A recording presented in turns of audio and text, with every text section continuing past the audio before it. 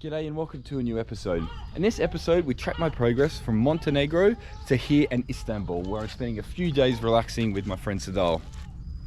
So I passed through Montenegro, Albania, North Macedonia and Greece. But what I really wanted to do was focus on Albania, the amazing riding that I experienced and scenery, but also the incredible people, because I think Albania has a pretty poor reputation, particularly in the UK. So I just really wanted to share my experiences of what was just a beautiful country. I hope you enjoy. I'm here with Marco, the Purple Eye camping estate.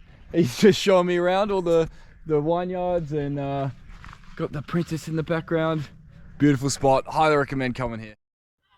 So due to quite a lot of rain, I spent an extra night in Montenegro, but once the weather cleared in the afternoon, I got a chance to do a bit of sightseeing. I've come to a monastery in Montenegro, which is built into this cliff face. It's pretty crazy. And look at the view. Amazing place. Still very much a functioning monastery, so lots of people are doing their pilgrimage.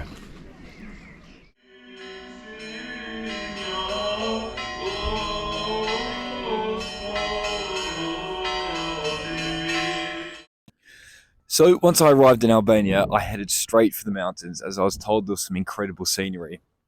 I headed for the small village of Theth, which took me through several valleys, and the views were breathtaking and genuinely had me thinking, am I back in the Alps? And the riding was incredible. There was barely anyone on the roads.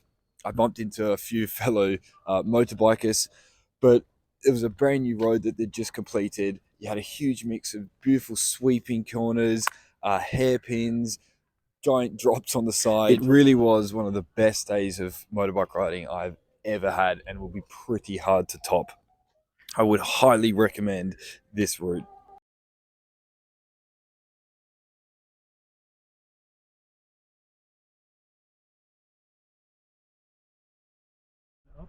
So here in the Albanian mountains, and here with my mate Damien, who I met today, and he's decided to do a bit of bike maintenance. Perfect opportunity to replace his Scott oiler, is that right? Yeah, to get it working. It's gummed up a little bit. Yeah. So he thought, well, what better place to do it than on top of the mountain? Look at the scene. When I started, it's a bit, it's clouded over pretty quickly. Well, it's absolutely stunning. And yeah, bit of bike maintenance. The road not good too stuff. really. Yeah. In the Albanian mountains. Oh my days. It's amazing.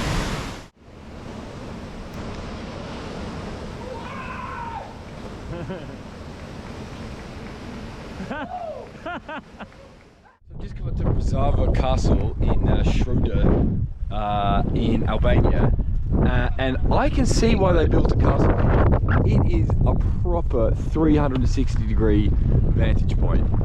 It's nuts.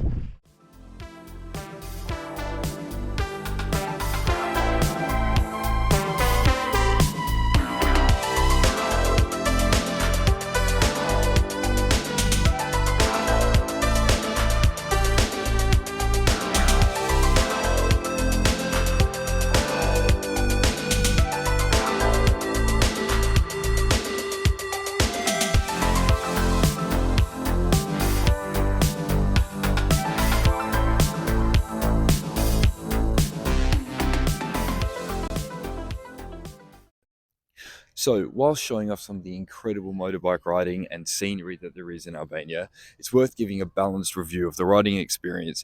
So, the driving is fairly aggressive and can be quite dangerous at times because the drivers are very impatient. And also a lot of the vehicles are not kept and maintained, so they're dumping out loads of fumes.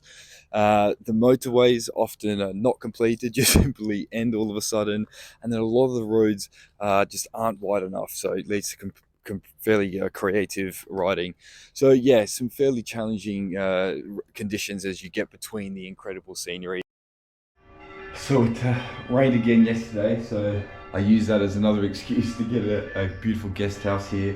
I'm in Berat, Albania, and check this breakfast out. This is just for one person, just for me. And check out the view. Another castle.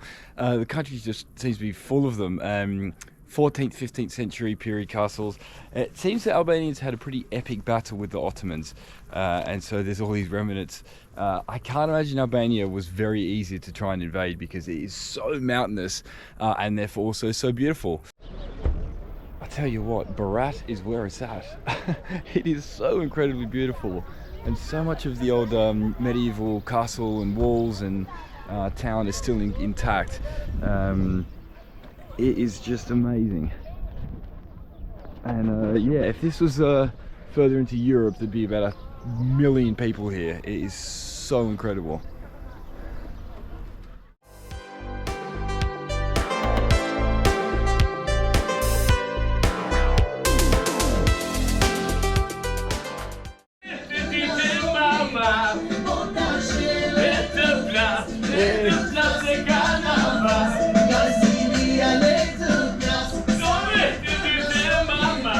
Tell you what, Berat has it all. It's got this lovely pedestrianised street with the beautiful old city in the background. All these cafes and restaurants. It's lovely. Oh, mate, gotta come check it out. Oh, and doggies. Hello, doggies. I mean, Berat even has places where you can fill your drink bottle up out of a lion head. I mean, get in. Come on. Saying goodbye from the Riverside Guest House. Thank you. Well worth the visit. It was a fantastic place, and yeah, I reckon there'll be a lot more people coming to Berat very soon. Okay. Goodbye and have a nice trip. Thank you very much. On the way to the Llogara Pass, and met this lovely Albanian family who've been talking to me. Right. And this gentleman here was in the Albanian Marines, and yeah, they're just giving me a few tips for the road ahead, and yeah, it's been. So the next piece of absolutely incredible riding was the Llogara Pass. Now, anyone that I spoke to that had been to Albania said I absolutely must visit it. So I did a bit of a detour. It was a fair bit more south than my route, but I made sure I got to it, and my goodness, was it worth it. It was so unique to be doing a mountain pass, but then have ocean views on your right. So some beautiful sweeping corners, tight hairpins, all with a pretty daunting drop on the right-hand side. But really, the whole area around the Llogara Pass was incredible and worth riding. So I would 100% recommend, if you're going to Croatia, head further south and go to Albania and ride the Llogara Pass and that whole area.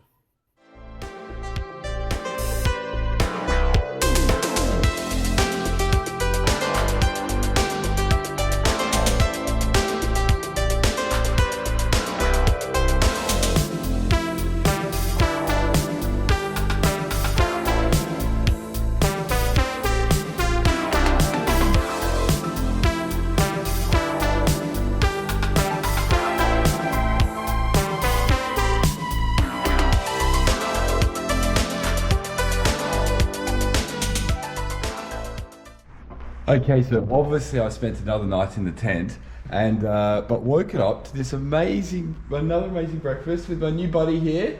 Hello, mate. And the owner, it's a little camera.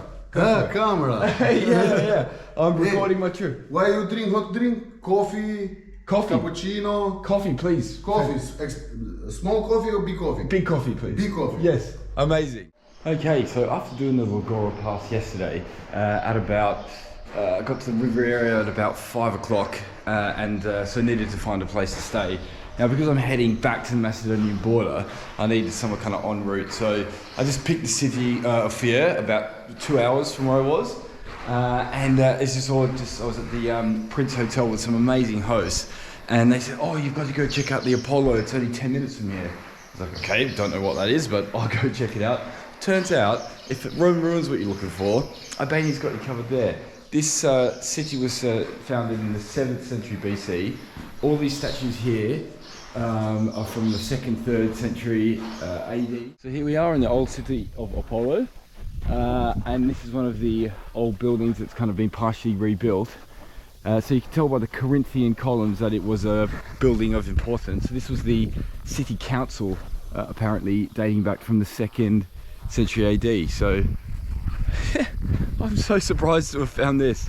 Just walking around the ruins, and you can tell that this was Italian at one stage. Giant pizza oven. Okay, yes. Late Ohrid. Okay, I have made it to North Macedonia, and I'm staying in the town of Ohrid, and this is Lake Ohrid, and as you can see, it is incredibly beautiful.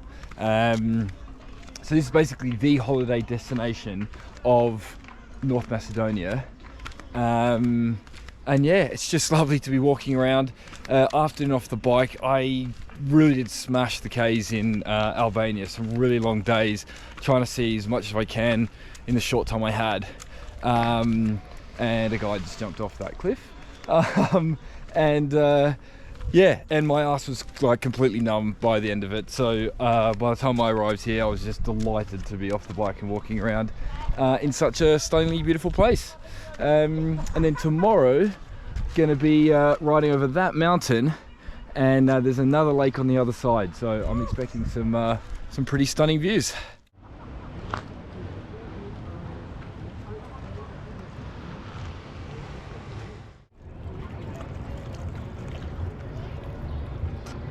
Monastery. So if you remember from a previous episode, my mate Dime in Zagreb recommended I come here. So if Dime says go somewhere, I go there. So we're at the natural springs here at the monastery, and Dime had told me about these. They're basically like floating platforms which go out into the springs, so you can enjoy dinner whilst floating around. Yeah, it's pretty unique. It's pretty amazing. Yeah. Fortunately, I won't be doing that, but yeah, definitely if you're here for a few more days, something to do. So there you have it, Lake Ohrid. What an incredible view. So, Lake Ohrid is actually the deepest lake in Europe. So if Loch Ness has got the Loch Ness Monster, what's Ohrid got? The Ohrid octopus or something?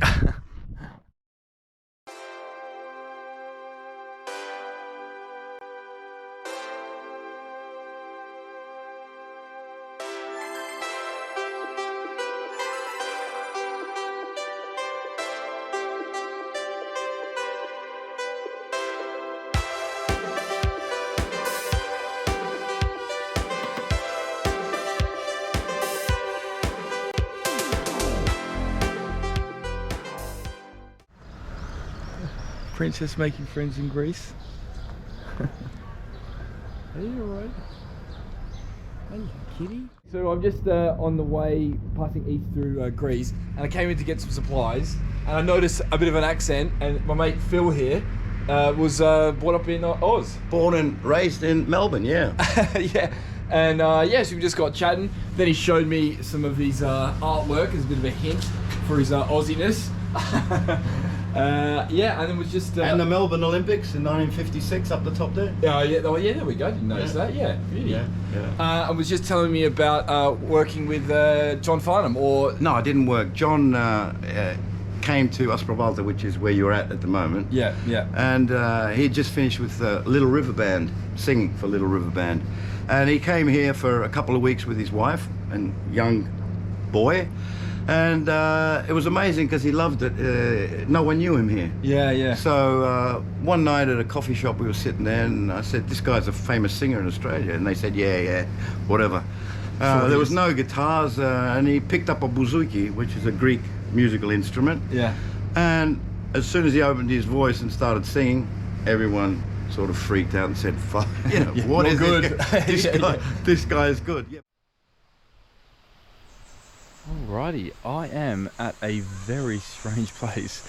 So, at the hostel I stayed at, campsite last night. Actually, hostels were cheaper than the campsite to put a tent up. Madness. The bloke said if I'm heading east towards Istanbul, I should definitely stop off at these former natural springs. So they've got all these abandoned buildings. Such a strange place, yet in the most beautiful setting, but for some reason they said that the government just abandoned this site, but there's a huge number of buildings here.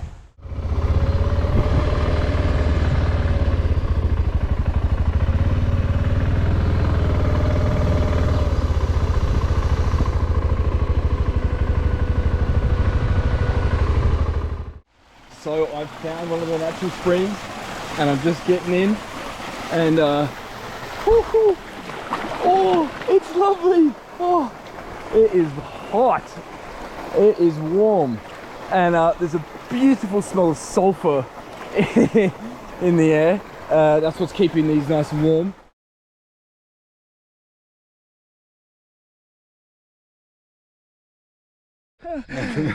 Okay, I met Yanni last night at the campsite. Oh, look at his beautiful hair.